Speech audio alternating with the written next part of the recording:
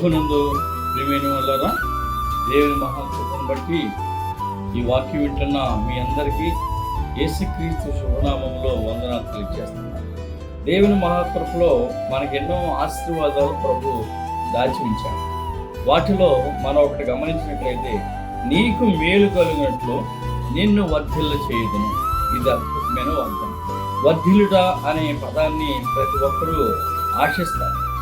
అలానే దేవుడు మనకి ఇచ్చినటువంటి ఆశీర్వాదాన్ని మన జ్ఞాపకం చేసుకుంటూ, ప్రభు మన బ్రతుకు దినాల్లో మన చేయుచున్న ప్రతిదీ మనకు దీవెనకరమైనదిగాను ఆశీర్వాదకరమైనది ఉన్నట్లుగా మరి మనం ప్రయాసపడాలి. ప్రార్థనా అనుభవాలు మనం ముఖ్యంగా ప్రభు యొక్క దీవెనలు మనం తీసుకొచ్చుకుంటాయి. ఈ దినాల్లో ప్రతి క్రైస్తవుడు ప్రార్థన అనే అంశాన్ని మర్చిపోకుండా, ప్రార్థన అనేది నీ జీవితంలో ఒక అద్భుతమైన భాగంగా నువ్వు వెనుక చేసుకుంటే ప్రభు నేను నిజంగానే వర్తిలే చేస్తాను. నీకు ఏది కావాలో ప్రభు నీకు అది అనుగ్రహిస్తాను. నేను ఎలా నడిపించాలో ప్రభుని నడిపిస్తాను. ఎటువంటి దీవెనకరమైన అనుభవాలతో నింపాలో అలా నేను నింపేవాడైనా. కనుక ప్రియమైన వాళ్ళరా, ప్రార్థన మరొక నిత్యము ప్రార్థిస్తూ దేవుని సన్నిధిలో అద్భుతమైనటువంటి ఆశీర్వాదకరమైన జీవితాన్ని నీవు పొందుగాక. ప్రభు నిన్ను ఆ రీతిగా దీవించి ఆశీర్వదించుగాక.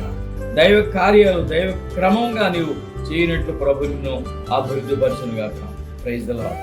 కృపా సత్య సంపన్నుడా, నీ పరిశుద్ధ పాదాలు పొందున్నాను అయ్యా. మా జీవితంలో వర్ధిల్లాలి అనే ఆశ కలిగిన ప్రతి బిడ్డను మీరు దర్శించాలి. వారి జీవితంలో ప్రార్థన ద్వారా నేను వర్ధిల్లివాడిగా ఉంటాను. నా దేవుడు నన్ను వీడోడు ఎడబాయుడు, నాతోనే ఉండి నన్ను బలపరిచి నడిపించేవాడుగా నాకున్నాను. నా హృదయాన్ని, నా కుటుంబాన్ని, నా జీవితాన్ని నింపేవాడుగా నాకున్నాను.